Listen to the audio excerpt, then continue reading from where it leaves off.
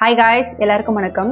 நம்மளோட லாஸ்ட் வீடியோவில் உங்களை ரொம்ப டாமினேட் பண்ணுற கண்ட்ரோல் பண்ணுற பார்ட்னரை எப்படி ஹேண்டில் பண்ணணும் அப்படின்றதெல்லாம் நான் சொல்லியிருந்தேன்.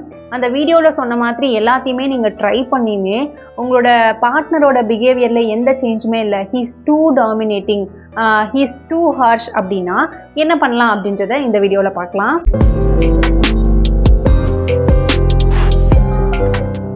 இந்த கண்ட்ரோலிங் பார்ட்னர் கிட்ட அவங்களோட ஆக்ஷனுக்கு நீங்கள் ரியாக்ஷன் கொடுக்குறத ஸ்டாப் பண்ணுங்க. அவங்களுக்கு நீங்கள் எக்ஸ்பிளைன் பண்ணுறதை ஸ்டாப் பண்ணுங்க. ஜஸ்ட் அப்சர்வ் பண்ணுங்க. அவங்க எப்படியெல்லாம் நடந்துக்கிறாங்கன்றத அப்சர்வ் மட்டுமே பண்ணுங்க. அதனால நீங்க அஃபெக்ட் ஆகாத அளவுக்கு உங்களோட இமோஷனல் ஸ்ட்ரென்த்தை வளர்த்துக்கோங்க. அண்ட் ஸ்விட்ச் from emotional language to factual language. இந்த பர்சன் கிட்ட நீங்க பேசும்போது இமோஷனல் லாங்குவேஜ்ல பேசுறத கொஞ்சம் நிப்பாட்டணும். நீங்க ஏன் இந்த மாதிரி கத்துறீங்க, எனக்கு கஷ்டமா இருக்கு, இந்த மாதிரி ஷவுட் பண்ணாதீங்க, இதெல்லாம் எமோஷனல் லாங்குவேஜஸ். இந்த மாதிரி பேசுறத ஸ்டாப் பண்ணிட்டு ஃபேக்சுவல் லாங்குவேஜஸ்ல பேசுங்க. இந்த டோன் எனக்கு ஓகே கிடையாது, நம்ம அப்புறம் பேசலாம், இவ்வளவுதான். ரொம்ப ஷார்ட்டா, ரொம்ப காமா, ரொம்ப ஸ்ட்ராங்கா உங்களோட கருத்தை வெளியே சொல்லிட்டு வந்துருங்க. இந்த மாதிரி ஒரு ஸ்ட்ராங்கான காமான எனர்ஜியை அவங்களால அட்டாக் பண்ணவோ கண்ட்ரோல் பண்ணவோ முடியாது. அண்ட் இந்த விஷயம் வெரி வெரி இம்பார்ட்டன்ட். ஒரே ஒரு பவுண்டரி செட் பண்ணுங்க, நிறைய கிடையாது. ஒரே ஒரு பவுண்டரி செட் பண்ணிட்டு அதுக்கு ரொம்ப ஸ்ட்ராங்கா ஸ்டிக் பண்ணி இருக்கிறது. ஃபார் எக்ஸாம்பிளுக்கு நீங்க இந்த மாதிரி ரொம்ப கோவமா ஷவுட் அவுட் பண்ணி என்கிட்ட பேசுனீங்க அப்படின்னா நான் உங்ககிட்ட பேச மாட்டேன். இந்த ஒரே வார்த்தை தான். நீங்க இதை சொல்லிட்டு திரும்பவும் அவங்க அதை பண்ணாங்கன்னா யூ டோன்ட் டாக். நீங்க வச்ச பவுண்டரியில இருந்து மீறவே மீறாதீங்க. அன்டில் தே ரியலைஸ் அவங்க பண்ணதுதான் மிஸ்டேக் அப்படின்னு சொல்லிட்டு அவங்க அண்டர்ஸ்டாண்ட் பண்ணிட்டு உங்ககிட்ட வந்து சாரி கேட்குற வரைக்கும் யூ டோன்ட் டாக். எந்த காரணத்துக்காகவும் இந்த ஒரு பவுண்டரியை நீங்க மீறவே கூடாது. எந்த மொமெண்ட்ல நீங்க ரொம்ப ஸ்ட்ராங்கா ஃபர்மா நிக்கிறீங்களோ அந்த மொமெண்ட்ல உங்களோட கண்ட்ரோலிங் பார்ட்னர் அவங்களோட கண்ட்ரோலை லூஸ் பண்ண ஆரம்பிப்பாங்க. மோஸ்ட் இம்பார்ட்டன்ட் திங் என்னன்னா build emotional independence.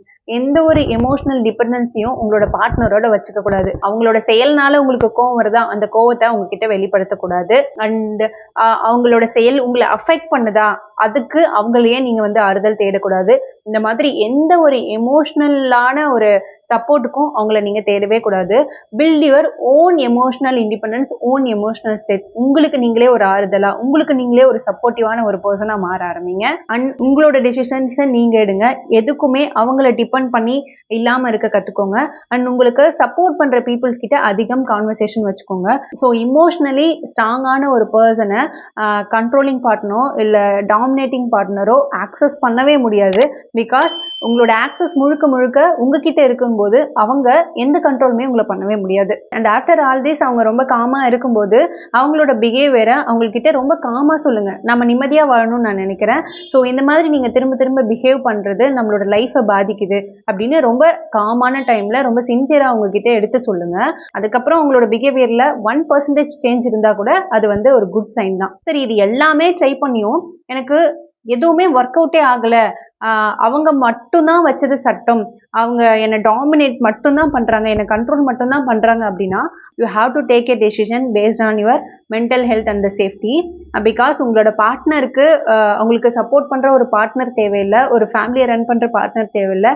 He needs control, he needs to be powerful, he needs to be dominating.